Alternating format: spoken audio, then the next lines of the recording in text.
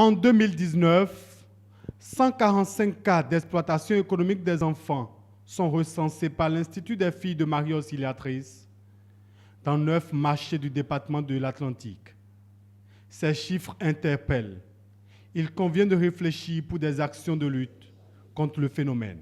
IFMA, partenaire de la Direction départementale des affaires sociales et de la microfinance de l'Atlantique, s'est rapproché de la direction départementale pour qu'ensemble, dans un élan d'unité et d'action, nous puissions arrêter ces genres de constats, ces genres de réalités qui ne favorisent pas l'épanouissement de nos enfants, les enfants de l'Atlantique.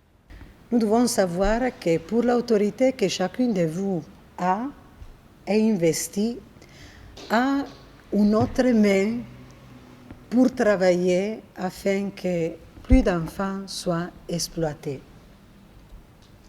Et que vraiment on peut se présenter en Afrique et dans le monde qu'au Bénin, la société s'est engagée. L'exploitation des enfants est une violation du Code de l'enfant. La lutte est désormais engagée du côté des autorités du département pour réduire le fléau. J'apprécie et je salue à sa juste valeur la noble initiative de ce matin qui consiste en un plaidoyer en direction de tous les acteurs et décideurs de l'Atlantique pour le renforcement de la lutte contre l'exploitation économique des enfants. Je me ferai le devoir de transmettre votre plaidoyer de ce jour aux autorités compétentes.